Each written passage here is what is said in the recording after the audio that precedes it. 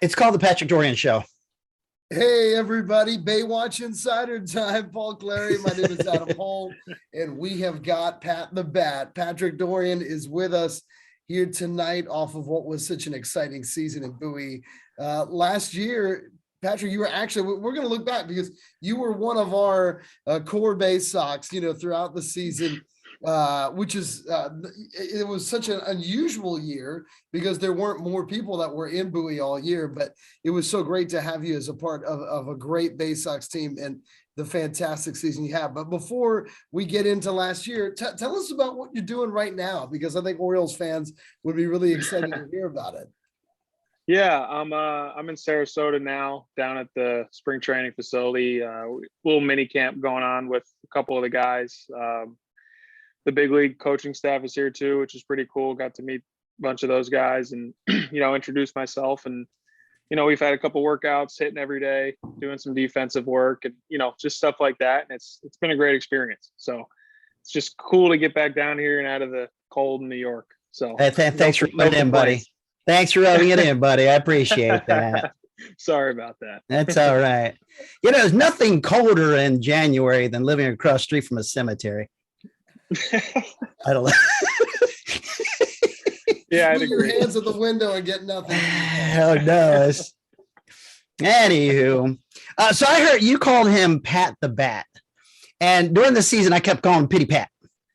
Pitty Pat, because he runs sometimes. I mean, he strides, but sometimes he goes Pitty Pat, Pitty Pat when he runs. Pitty Pat, Pitty Pat. But here's what I didn't know, and I think this should be his new name. Let me try to find this thing real quick. Are we sharing screens, Paul? Oh, we're not going to share screens. I've prepped my work today, buddy. So first I found a picture of him that I'm sure he does not want to talk about, but who's this young fella? What the heck? Pat, did you know what a razor was then? That's pretty long hair, Pat, too. Oh my. But the most important one, we can change his name from Pat the Bat to Pat the Bishop. There he is. Patrick Dorrian, the Bishop of Down and Connor. That's a real guy. That's really you, Pat. Wow. I had no idea. But there you go. The same jaw line there. You can tell it's the ears and the hair, I think, is what I'm noticing more. I love it. That's great. What an experience, though, Pat, last year had to be. I mean, you have had a very unique journey in baseball, and we want to dive into that. But looking at last year, you to get traded to the Orioles. You're at the high A level, but you only play there for, a month and a half, 2 months. Then you have the pandemic season. So coming into 2021, I mean, you could say this about almost everybody, but you had a lot to prove, right? Because you'd missed a lot of time, kind of a new system, and Double A is such an important level. So to have the kind of year you did, especially the first few weeks of it, I mean, that it had to feel so good to get off to the start you did. Yeah. I mean, going into the season, I knew I had to have I had to put numbers up. I had to be a good teammate. I had to do the important things, the little things. And I just had to have a good season. And like you guys said, like I had a lot of fun. We had great guys, which made, everything so much easier through the good, the ups, the downs, and everything like that. We just had fun. And it was just huge for me to have a good year, and for us to have so much success like we did. Winning ball games makes it so much more fun too. So yeah, the pandemic was tough, obviously, for so many different reasons, but I did everything I could to stay ready to go, and luckily it worked out for me. So now I got to do it again this year. So I got to ask you this too, Patrick, just about organizational philosophy.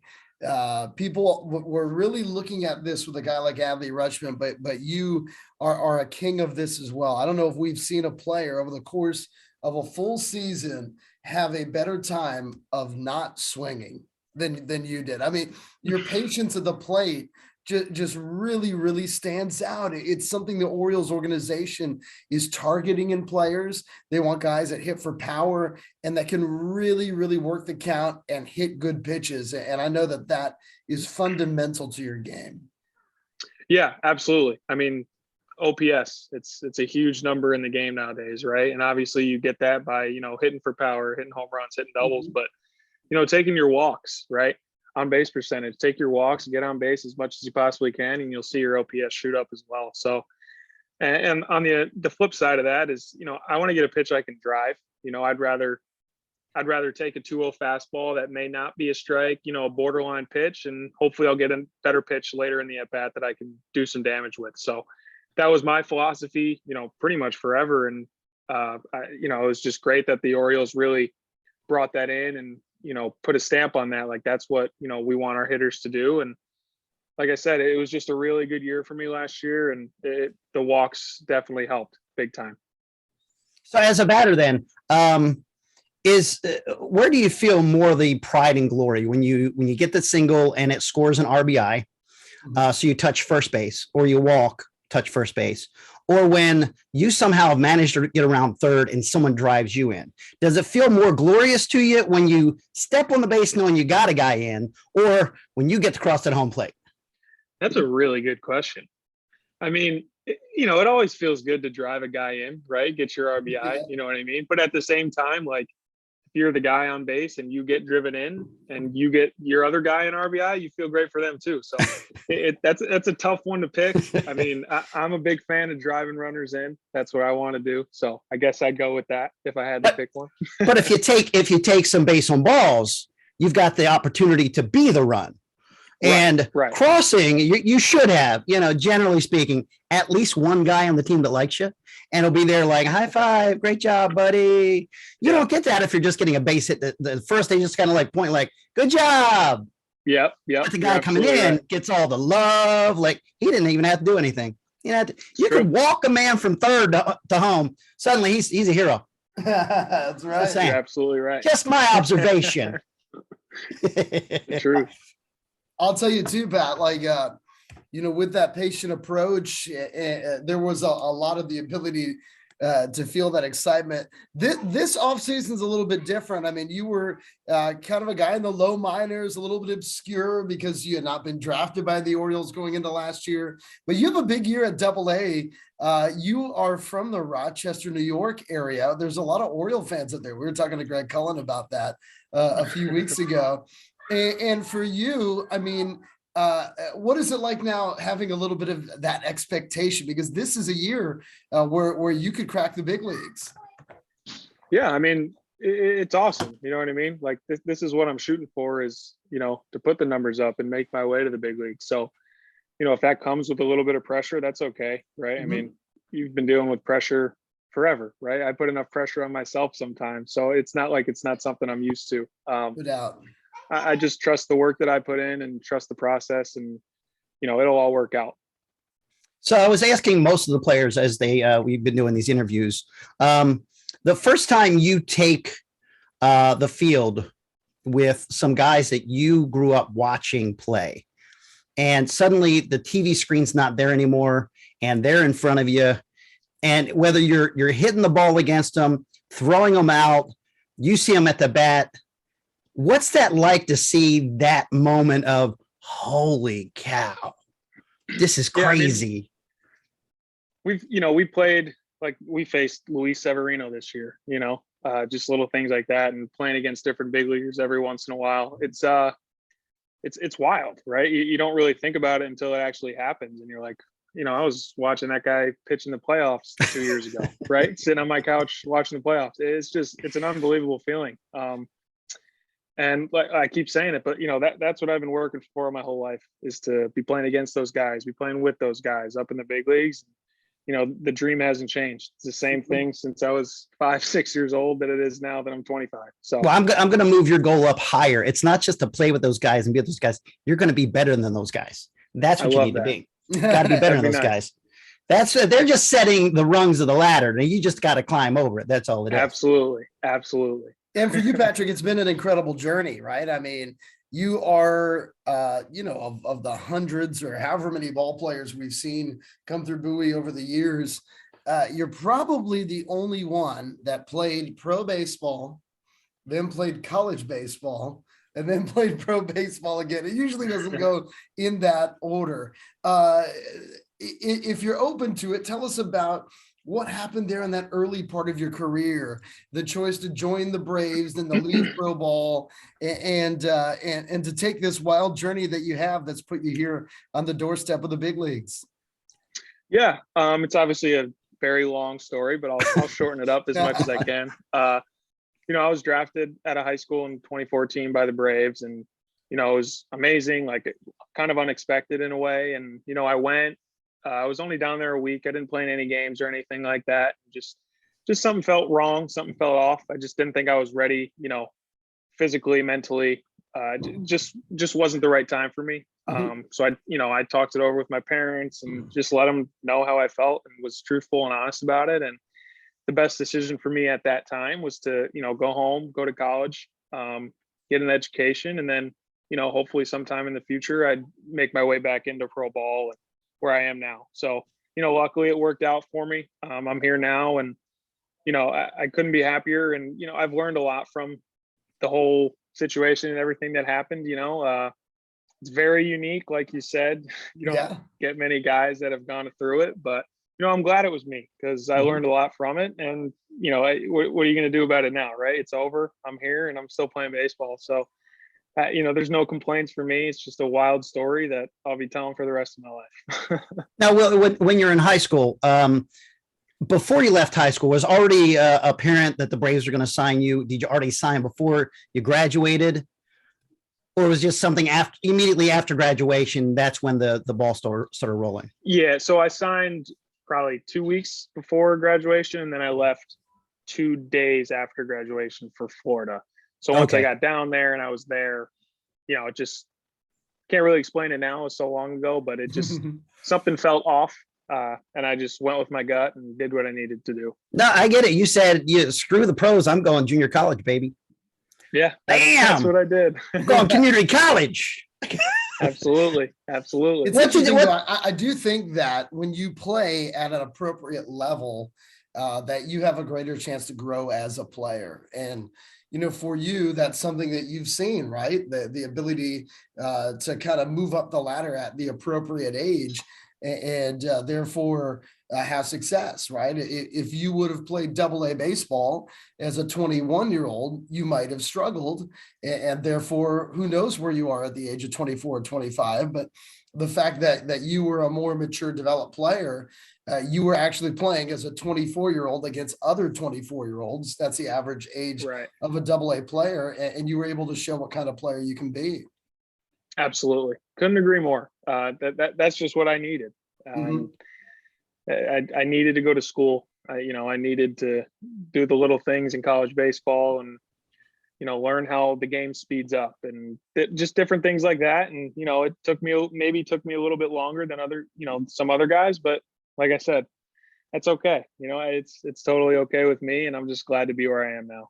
Has it slowed down any for you yet? Like, and I hear all the time, like as you move up the ranks, things are just moving so fast. The fastball's a fastball, but as you get used to fastballs, things slow down a little bit. You can track things better. As anything slow down, are you still like cobwebs and crazy out there sometimes?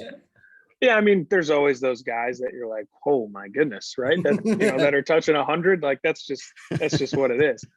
But the more you see it every day, right? Especially nowadays, so many guys are throwing so hard consistently. The more you see it every single day, you kind of just get used to it, right? And there's no other option, right? You got to hit this pitching. There's nothing else you can do. So you just find a way. And for us in this organization, that comes a lot in like the pre-cage work we do, BP, all the different things. You guys have heard about all the different drills and things like that we do to prepare us. And that stuff really helps us out big time and gets us ready every single night.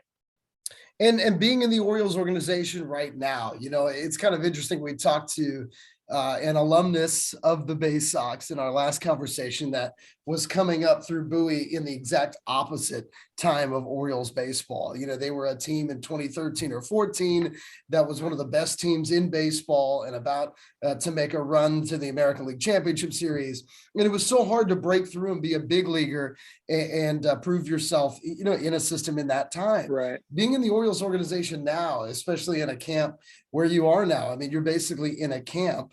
with all of the main AA and AAA guys, within the organization.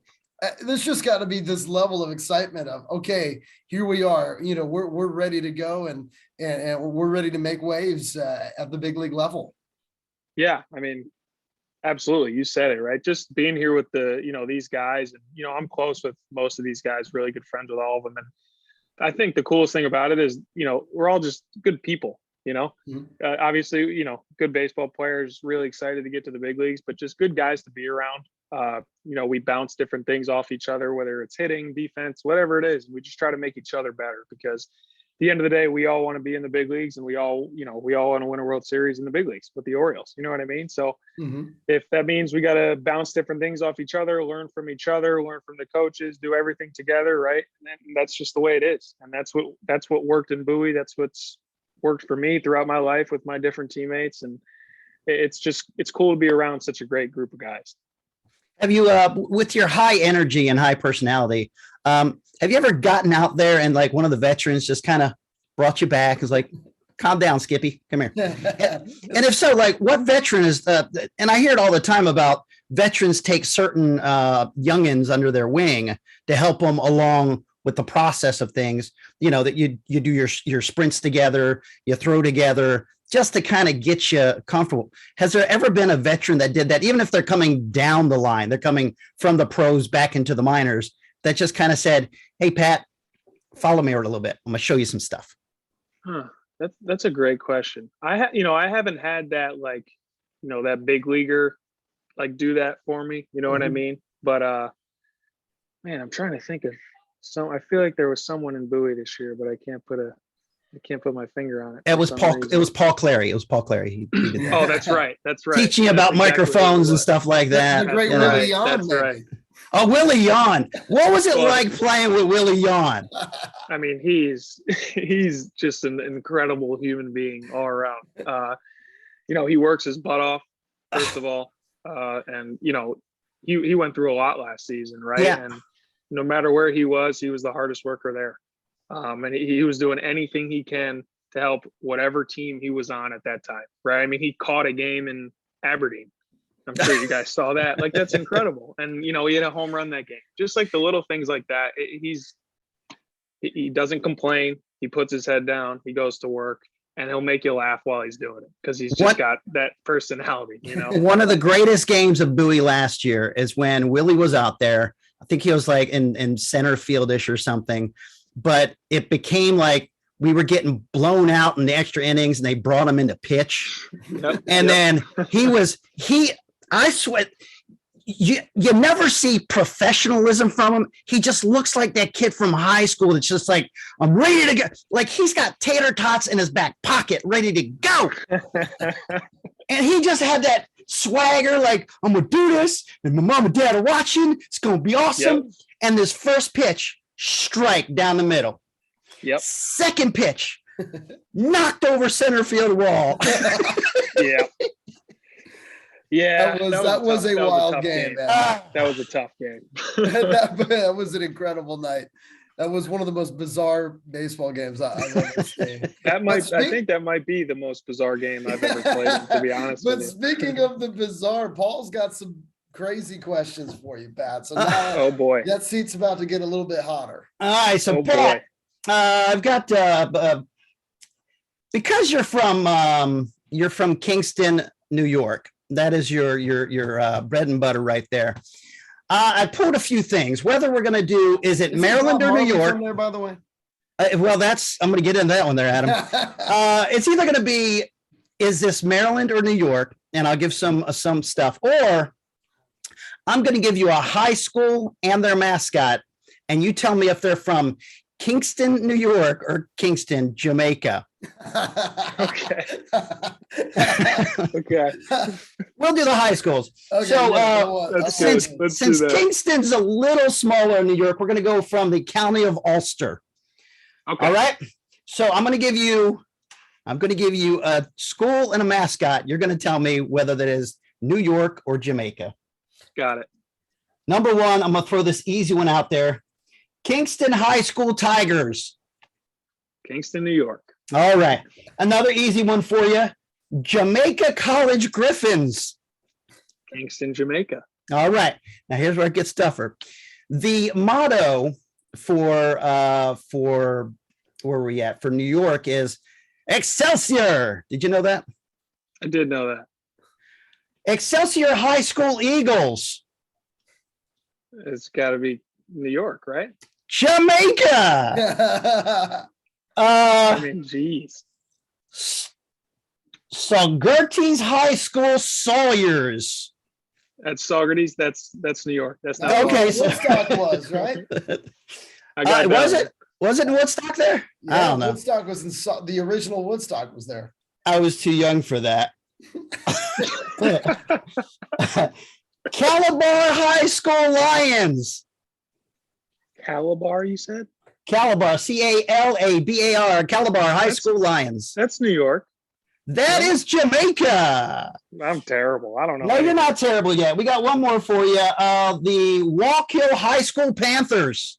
That's New York. Okay, all right. So not bad. You're about at 60%. Not so bad there. So bad. we'll let you live. Now the biggest question, and I'm asking all the young guys coming in: did you ever touch Watson's truck?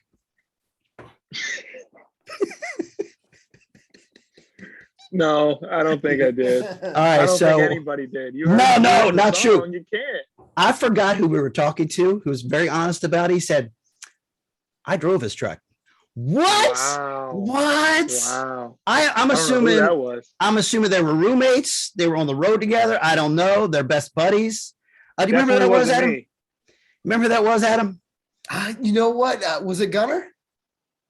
It may have been It could have Gunner. been Gunner. It could have been Gunner. Did you know Gunner Wasn't says, me. Gunner says pecans like pecans? Pecans? I'm gonna ask him tomorrow. He's down here. I'll tell him to say it. Pecan pie. Pecan. He also kind of rubbed it in. It was a little cold here, and he's out on his back porch and just a beautiful moon behind him. And With a t-shirt. we found out that Gunner was actually French for Gunner. So we're just going to call him Gunner. Okay, I'll For call the him rest of his that, career. and I'll ask him to say pecans tomorrow. Pick- Gunner and say Or maybe pecans. was it acorns? Maybe it was like a corn. Corn. He shortened the nut. Whatever. He shortened that nut. That's how that all went down. Well, Great. Pat, we obviously we'd love to have you back in Bowie, but I don't think we're going to get the pleasure of that next year. We wish you all the best in Norfolk, and hope you have a great season with Buck Britton. And we hope to see you on our TV screens at Camden Yards here in the very near future.